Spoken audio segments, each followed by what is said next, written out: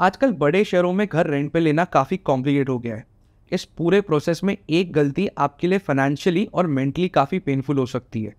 आज मैं आपके साथ शेयर करूंगा वो क्वेश्चंस जो आपको एक ओनर से पूछने चाहिए उसका घर रेंट पे लेने से पहले, एंड वो क्लॉजेस जो आपको अपने रेंटल अग्रीमेंट में डलवाने चाहिए ताकि आपको फ्यूचर में कोई परेशानी ना हो। इस वीडियो को सिंप्लीफाई करने के लिए मैंने इसे 4 पार्ट में डिवाइड कर दिया है। सबसे पहले वो फैक्टर्स जो आपको फाइनेंशियली अफेक्ट करते हैं, दूसरे वो क्लॉजेस जो आपके रेंटल अग्रीमेंट में क्लियरली डिफाइंड होने चाहिए, तीसरे वो क्वेश्चंस जो आपको एक ओनर के साथ बैठ के क्लैरिफाई करने चाहिए और अपने रेंटल अग्रीमेंट में डलवाने चाहिए, एंड फाइनली एग्जिट क्लॉज जो आपको फ्यूचर में किसी भी परेशानी से बचाएगा। एंड एज यूजुअल वीडियो के एंड में कुछ टिप्स टेनेंट्स के लिए ताकि उनका डिसीजन मेकिंग थोड़ा सा ईजी हो सके। तो शुरू करते हैं आज का वीडियो। फाइनेंशियल फैक्टर्स को हम 2 पार्ट में डिवाइड कर सकते हैं। एक है फिक्स मंथली कॉस्ट और दूसरा है one time charges. Fix monthly cost में हमको सबसे पहले ये कंफर्म करना है कि क्या मेंटेनेंस रेंट का पार्ट है या फिर वो एडिशनली पे करना है। अब मैक्सिमम टेनेंट्स को ये लगता है कि मेंटेनेंस ऑलरेडी रेंट का पार्ट है और कुछ भी एडिशनली पे करने की ज़रूरत नहीं। बट बहुत टाइम ऐसा देखा है कि ओनर्स 2-3 महीने के बाद में टेनेंट्स को पूछते हैं कि आपने अभी तक सोसाइटी को मेंटेनेंस के चार्जेस पे नहीं किए। उसके बाद शुरू होता है एक लंबा आर्ग्यूमेंट जिसका कोई एंड नहीं है। दूसरे हैं वो फिक्स चार्जेस जो मेंटेनेंस का पार्ट नहीं है, जैसे एमिनिटीज़ यूज़ करने के चार्जेस। अब बहुत सारी सोसाइटीज़ के अंदर ओनर तो एमिनिटीज़ यूज़ कर सकते हैं bye paying there regular monthly maintenance, but अगर टेनेंट्स को यूज़ करना है तो मेंटेनेंस के अलावा उनको एडिशनल फीस पे करनी होगी। अब ये यूज़ करने के लिए होता है आपका gym, club house, swimming pool. तो ये कंफर्म कर लो ओनर के साथ कि ये एमिनिटीज़ यूज़ करने के लिए कोई एडिशनल चार्ज तो नहीं है अपार्ट फ्रॉम मेंटेनेंस, और अगर है तो उसको भी अपने रेंट का पार्ट बना लो, क्योंकि अगर ये टोटल लमसम आपने बड़ा कर लिया तो आपको एचआरए क्लेम करना थोड़ा सा इजी हो जाएगा। नेक्स्ट है one time charges and payment related clauses. सबसे पहला वन टाइम चार्ज है डिपॉजिट का अमाउंट। अब कुछ सिटीज़ में 1 मंथ डिपॉजिट भी ओके है, लेकिन मुंबई जैसे सिटी में 10 मंथ्स का डिपॉजिट भी मांगा जाता है। अब ये एक बहुत बड़ा निगोशिएशन फैक्टर है। रीज़न भी जितना ज़्यादा डिपॉजिट का अमाउंट उतना ज़्यादा आप मंथली रेंट में निगोशिएट कर सकते हो। दूसरा वन टाइम चार्ज है सोसाइटी की एंट्री फीस। अब बहुत सारी सोसाइटी आपको अपना सामान शिफ्ट करने के लिए वन टाइम चार्ज करती है। कुछ केस में ये रिफंडेबल होता है, कुछ केस में ये रिफंडेबल नहीं होता है।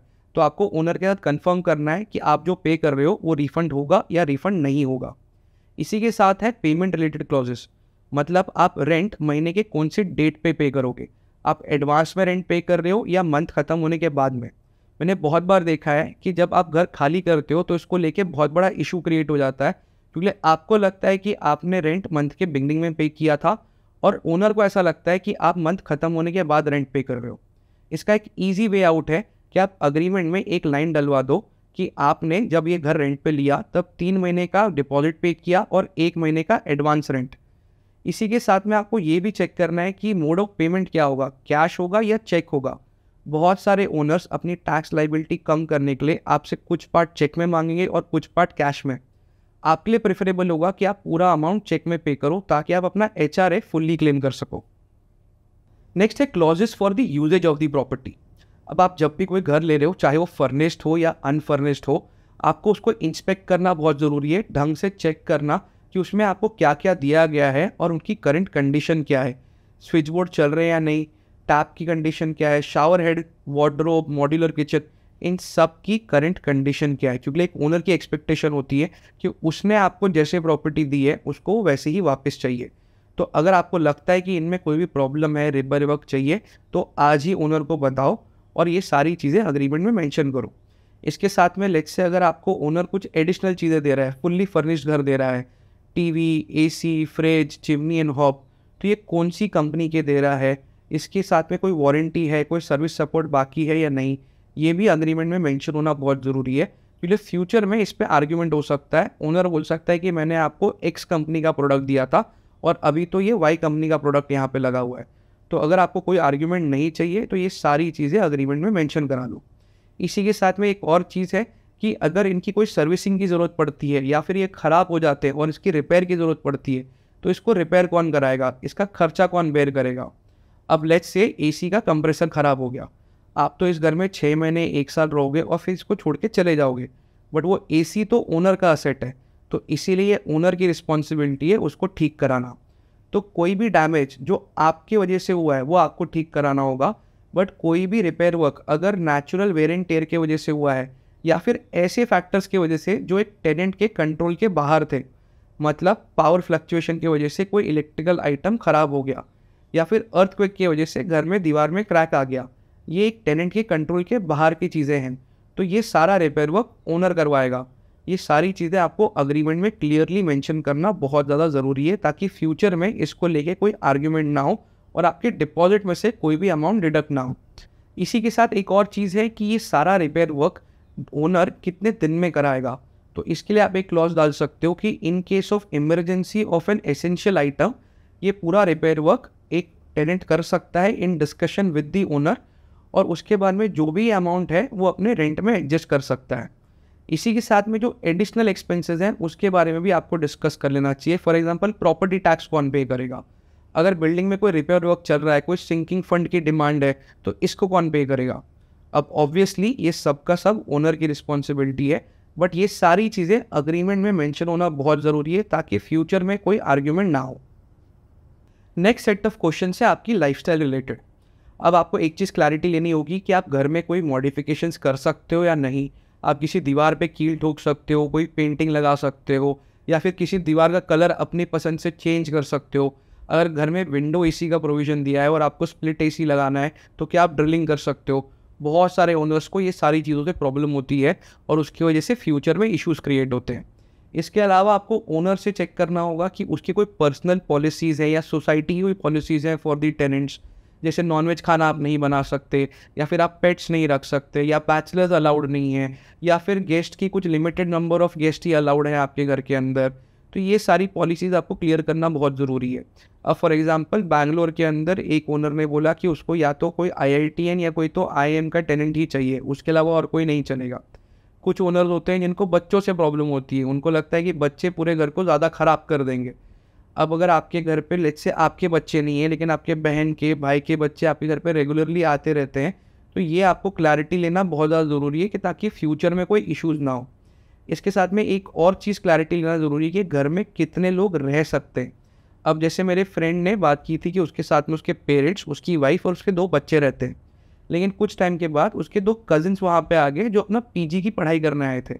ओनर को इस बात से इश्यू हो गया कि आपने पहले बोला नहीं था कि ये 2 लोग एक्स्ट्रा रहेंगे।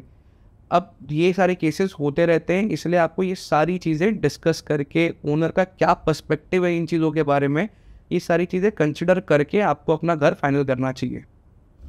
नेक्स्ट है एग्जिट क्लॉज। उसमें सबसे पहले आता है लॉक इन पीरियड। अब लॉक इन पीरियड 3 महीने का भी हो सकता है, 6 महीने का, 9 महीने का भी।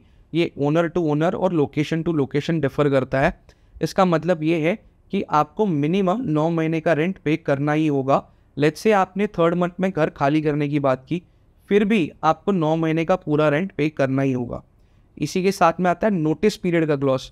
मतलब अगर आपको घर खाली करना है तो आपको कितने महीने पहले ओनर को बताना होगा, या फिर ओनर को अगर आपको घर खाली करने के लिए बोलना है तो उसे कितने महीने पहले आपको बताना होगा कि आपको ये घर खाली करना होगा। 3rd है एस्केलेशन क्लॉज। मतलब अगर आपका अग्रीमेंट ख़त्म होने के बाद भी आपको अपना रेंटल अग्रीमेंट रिन्यू करना है तो आपको कितने दिन पहले ओनर को बताना होगा और आपके रेंट में कितना % इंक्रीज़ होगा। अब ये यूजुअली 10% होता है रेजिडेंशियल के केस के अंदर, बट इसके साथ में आप एक और क्लॉज ऐड कर सकते हो कि रेंट म्यूचुअली अग्रीड नंबर के हिसाब से इंक्रीज़ होगा, ताकि ये 10% का मैंडेटरी ना रहे।